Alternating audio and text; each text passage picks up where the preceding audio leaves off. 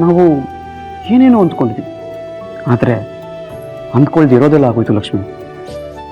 ಇಲ್ಲ ಅತ್ತೆ, ಅವ್ರಿಗೆ ನೋವು ಆಗಿದೆಯಾ ಅಥವಾ ಅವ್ರಿಗೆ ನೋವು ಆಗಿದ್ರು ಅವ್ರು ತೋರಿಸ್ಕೊತಿಲ್ವಾ ಅಥವಾ ಅವ್ರಿಗೆ ನೋವೇ ಆಗಿಲ್ವಾ? ನನಗೊಂದು ಗೊತ್ತಾಗ್ತಿಲ್ಲ ರೀ. ನನಗೂ ಅದೇ ಡೌಟ್ ಲಕ್ಷ್ಮಿ. ಯಾರೇ ಆಗಲಿ ಈ ಟೈಮಲ್ಲಿ ಎಮೋಷನಲ್ ಬ್ರೇಕ್ಡೌನ್ ಆಗೇ ಆಗ್ತಾರೆ. ಬಟ್ ಲೀಲಾ ಅವ್ರು ಇಷ್ಟು ಸ್ಟ್ರಾಂಗ್ ಆಗಿದ್ರಲ್ಲ, ಏನು ರೀಸನ್ ಇರ್ಬೋದು? ಅವ್ರ ಮನಸ್ಸಲ್ಲಿ ಇರೋದನ್ನ ತಿಳ್ಕೊಳ್ಳೋ ಪ್ರಯತ್ನ ಪಡಬೇಕು, ಆದರೆ ಅತ್ತೆ ಇದಕ್ಕೆ ಅವಕಾಶ ಮಾಡಿಕೊಡಲ್ಲ. ಯಾವಾಗಲೂ ತನಗಿರೋ ಖುಷಿನ ಕೊಟ್ಟೆ ಅಭ್ಯಾಸ. ಈಗಲೂ ಅದನ್ನೇ ಮಾಡ್ತಿದ್ರೋ ಇಲ್ವೋ ನನಗೊಂದು ಅರ್ಥ ಆಗ್ತಿಲ್ಲ. ಗೊತ್ತಾಗಿರೋ ವಿಷಯದಿಂದ ತೊಂದರೆ ಆಯಿತು ಅಂತ ಹೇಳ್ಬೋದಾ ಅಥವಾ ಒಳ್ಳೇದಾಯ್ತು ಅಂತಲೇ ಹೇಳ್ಬೋದಾ? ಏನು ಹೇಳೋಕ್ಕಾಗಲ್ಲ. But one thing is clear, ಲೈಫಲ್ಲಿ ಏನೇ ಆದರೂ ಅದು ಯಾವ ಟೈಮಲ್ಲಿ ಬೇಕಾದ್ರೆ ಯೂಟರ್ನ್ ತೊಗೊಂಡು ಇಡೀ ಸಿಚುವೇಶನೇ ಚೇಂಜ್ ಆಗಿಬಿಡ್ಬೋದು. ಅದಕ್ಕೆ ಇವತ್ತಿನ ಬೆಸ್ಟ್ ಎಕ್ಸಾಂಪಲ್. ಏನೇ ಆದರೂ Lakshmi, we have to face it. ಎಷ್ಟೇ ಕಷ್ಟ ಆದರೂ ಪರವಾಗಿಲ್ಲ, ಲೀಲಾ ಅತ್ತೆ ಮನಸ್ಸಲ್ಲಿ ಏನಿದೆ ಅಂತ ತಿಳ್ಕೊಳ್ಳೋ ಪ್ರಯತ್ನ ಪಡಬೇಕು.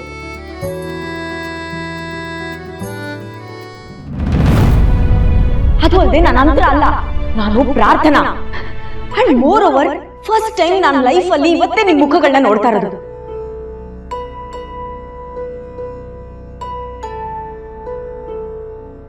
ಅಯ್ಯೋ, ನೀವ್ ಯಾಕೆ ಬೇಜಾರು ಮಾಡ್ಕೊಂಡಿದ್ದೀರಾ?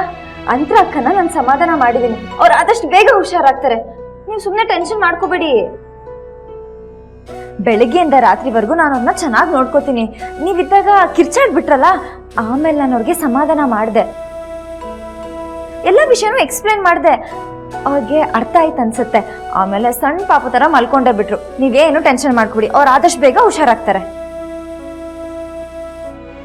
ಅವ್ರು ನನ್ನ ನೋಡಿ ಸ್ಮೈಲ್ ಮಾಡಿದ್ರು ಗೊತ್ತಾ, ನನ್ಗಂತೂ ತುಂಬಾ ಖುಷಿ ಆಯ್ತು. ನೀವು ಅಂತರಾಕನ್ ಬಗ್ಗೆ ಟೆನ್ಷನ್ ಮಾಡ್ಕೊಳ್ಳೋದು ಬಿಟ್ಬಿಡಿ. ಅಂತರಾಕನ್ ಜವಾಬ್ದಾರಿ ನಂದು, ಓಕೆನಾ? ಹೇಳಿ ಓಕೆನಾ? ಓಕೆ. ಇದು ಸೂಪರ್. ನೋಡಿ, ನೀವ್ ಖುಷಿಯಾಗಿದ್ರೆ ಮನೇಲಿ ಎಲ್ಲರೂ ಖುಷಿಯಾಗಿರ್ತಾರೆ, ಅದನ್ನ ಮಾತ್ರ ಮರಿಬೇಡಿ, ಓಕೆನಾ? ಬೆಳಗ್ಗೆ ಅಲಾರಾಮ್ ಇಟ್ಟು ಬೇಗ ಎದ್ರೆ ಅವ್ರಿಗೆ ಹೇಗ್ ನೋಡ್ಕೋಬೇಕು, ಅವ್ರಿಗೆ ತಿನ್ನಕ್ಕೆ ಏನ್ ಕೊಡ್ಬೇಕು, ಅವ್ರ ಡಯಟ್ ಏನು, ಅವ್ರು ಹಾಕೊಳ್ಳೋ ಬಟ್ಟೆ, ಪ್ರತಿ ಒಂದನ್ನು ನಾನೇ ನೋಡ್ಕೋಬೇಕು. ಪ್ರೀತಿಯಿಂದ ಯಾರನ್ನಾದ್ರೂ ನೋಡ್ಕೊಂಡ್ರೆ ಅವ್ರು ಬೇಗ ವಾಸಿ ಆಗ್ತಾರೆ, ಅದ್ ನಿಮ್ಗೂ ಗೊತ್ತಿದೆ. ಲೀಲಾ, ನಿನಗೆ ಅಂತರ ಬಂದಿರೋದು ಬೇಜಾರಾಗಿಲ್ವಾ?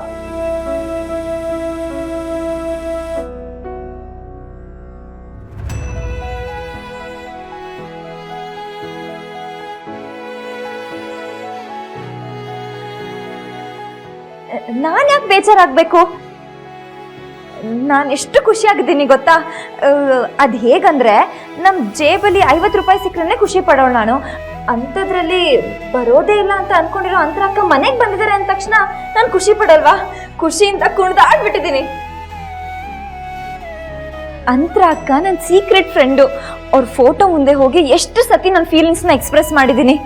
ಅಂಥದ್ರಲ್ಲಿ ಅವರೇ ಬಂದಿದ್ದಾರೆ. ಇಂಥ ಸಿಚುವೇಶನ್ ಅಲ್ಲಿ ನಾನು ಯಾಕೆ ಬೇಜಾರಾಗಬೇಕು? ನಾನು ತುಂಬಾ ಖುಷಿಯಾಗಿದ್ದೀನಿ. ನೀವೆಲ್ಲ ಸುಮ್ಮನೆ ಏನೇನೋ ಅನ್ಕೋತೀರಪ್ಪ.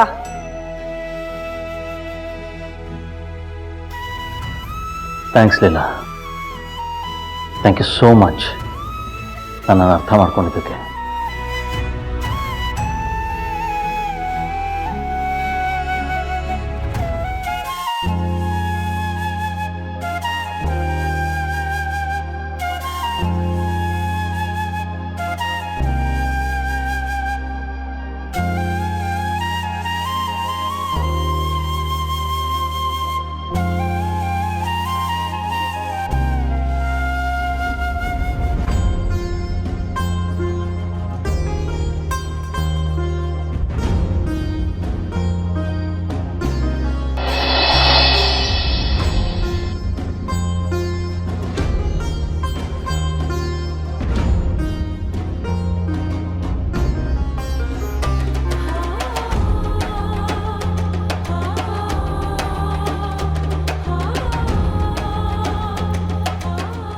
ಒಳ್ಳೆ ಇಲ್ಲಿ ಬಂದು ನಿಂತು ಏನು ಮಾಡ್ತಾ ಇದ್ದೀಮ್ಮ? ಏನೂ ಇಲ್ಲಪ್ಪ. ಏನೂ ಇಲ್ಲ ಅಂತ ಹೇಳೋದ್ರಲ್ಲೇ ನೋವು ಕಾಣಿಸ್ತಾ ಇದೆ ನಮಗೆ. ಅಪ್ಪ, ಜೀವನದಲ್ಲಿ ಏನಾದರೂ ಕಳ್ಕೊಂಡಿರ್ತಾರಲ್ಲ ಅವ್ರಿಗೆ ನೋವಾಗೋದು. ನಾನೇನು ಕಳ್ಕೊಂಡಿದ್ದೀನಿ ಅಂತ ನಂಗೆ ನೋವಾಗುತ್ತೆ, ನೀನೇ ಹೇಳು.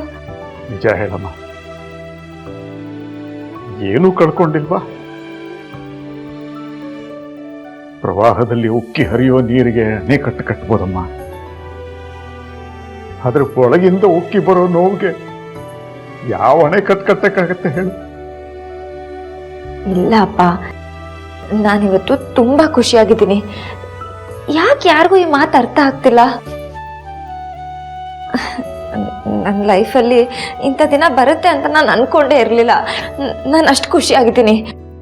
ಈ ದಿನನ ಸುವರ್ಣ ಅಕ್ಷರದಲ್ಲಿ ಬರೆದಿಡ್ಬೇಕು. ನಾನು ಎಷ್ಟು ಖುಷಿಯಾಗಿದ್ದೀನಿ ಅಂತ ನಂಗೆ ಹೇಳ್ಕೊಳಕ್ಕೆ ಆಗ್ತಿಲ್ಲ, ಗೊತ್ತಾ ನಿಂಗೆ? ಹಾಗಿದ್ರೆ ನಿನ್ ಕಣ್ಣಲ್ಲಿ ಯಾಕಮ್ಮ ನೀರು ತುಂಬಿದೆ? ಗಂಟ್ಲು ಉಬ್ಕೊಂಡಿದೆ. ನಿನ್ನ ಮಾತಲ್ಲಿ ಇಷ್ಟು ನೋವು ಕಾಣಿಸ್ತಾ ಇದೆ,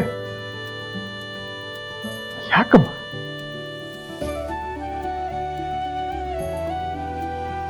ನೀನು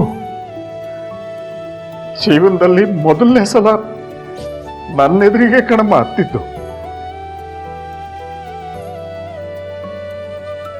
ನಿನ್ನನ್ನ ಹೀಗೆ ಹಿಡ್ಕೊಂಡು ನೀನು ಹತ್ತಿದ್ದನ್ನ ನೋಡಿ ಅದೇ ನಿನ್ನ ಜೀವನದ ಕೊನೆ ಅಳು ಆಗ್ಬೇಕು, ಮತ್ತೆ ನೀನು ಅಳಬಾರ್ದು ಅಂದ್ಕೊಂಡಿದ್ದೆ. ಆದ್ರೆ ನಾನು ಅನ್ಕೊಂಡ ಹಾಗೆ ಆಗ್ಲಿಲ್ಲಮ್ಮ. ನೀನು ಮತ್ತೆ ಅಳೋ ಹಾಗಾಯ್ತು. ನಾನು ಸೋತ್ಬಿಟ್ಟೆ ಕಣಮ್ಮ. ನಿಮ್ಮಪ್ಪ ಸೋತ್ಬಿಟ್ಟ. ಅಪ್ಪ,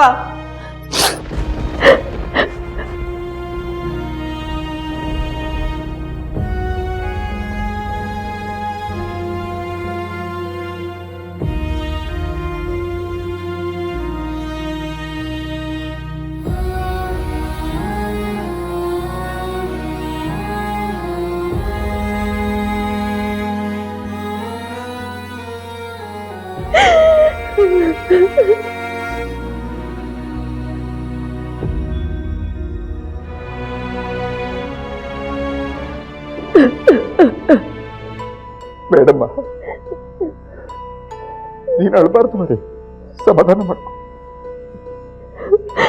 ಪ್ಲೀಸ್ ಅಪ್ಪ, ಮನಸ್ಸು ಹಗುರ ಆಗೋವರೆಗೂ ನಾನು ಹತ್ಬಿಡ್ತೇನೆ, ಪ್ಲೀಸ್.